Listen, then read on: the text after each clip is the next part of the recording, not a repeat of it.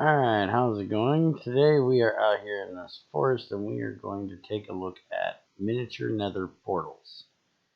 Now there are other portals in the miniature kind, but we are going to look at the nether ones for today.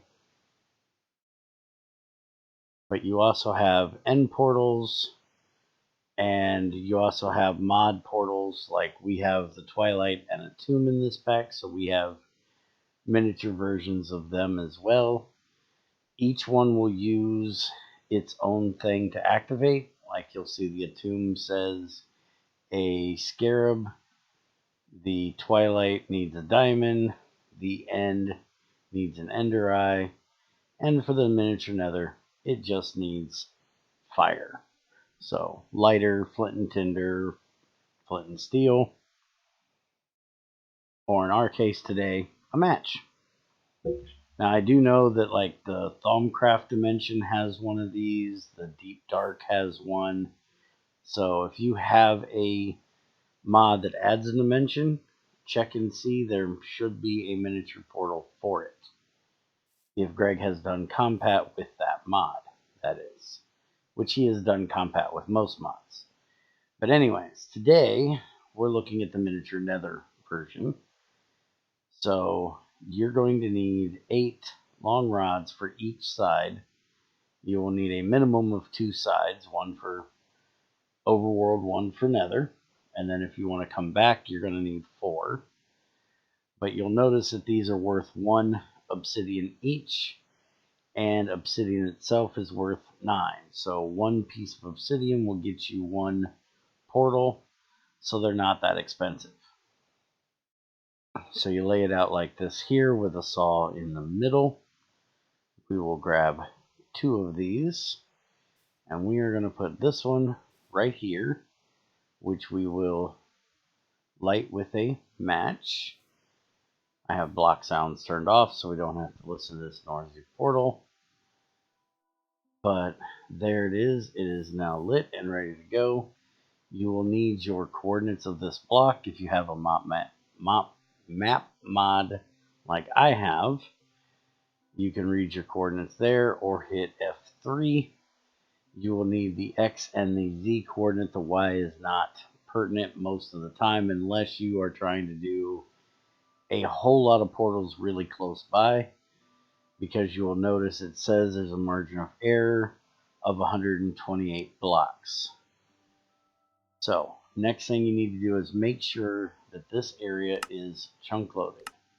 So we're going to use our FTB utilities and load that particular chunk.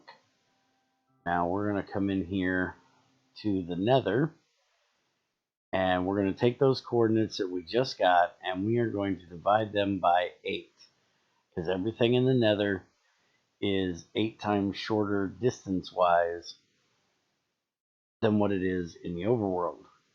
You'll see now my coordinates are -14 and 32. Now the coordinates when you divide it by 8 would tell me I need to be -1530, which is right here where our portal is. But seeing as how we have a 8 block or 128 blocks, we're going to set it right here, and we are going to light it, and you'll see it automatically connects because the overworld is loaded. Make sure they're loaded or they will not work. If you need to make sure that something's loaded, you can always use your magnifying glass and it'll tell you what it's connected to in the other dimension. So what we're going to do is we're going to set up this pipe here, and we're going to set it up to this chest. And now we're going to go in the overworld,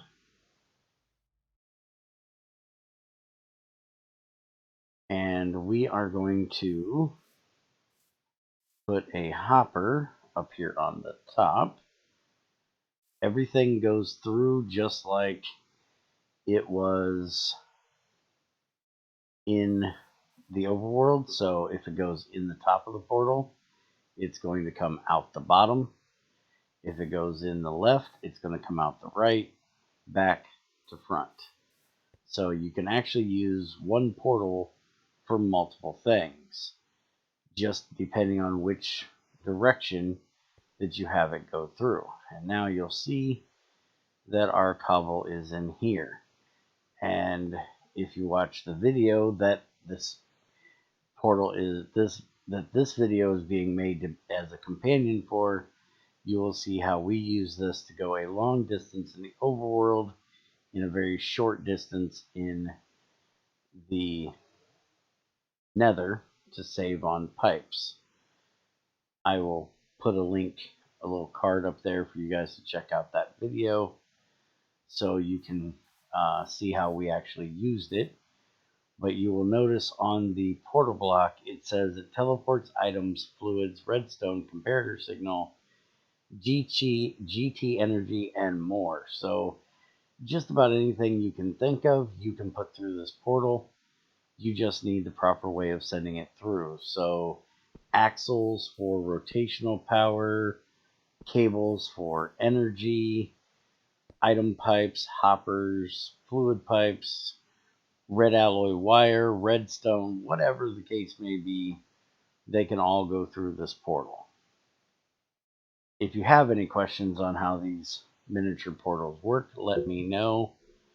I'll be happy to answer any questions. Just leave a comment down below or stop into our Discord, which is linked in the description. And we have a GT6 help channel in there. And I or one of our helpers will be glad to answer your questions.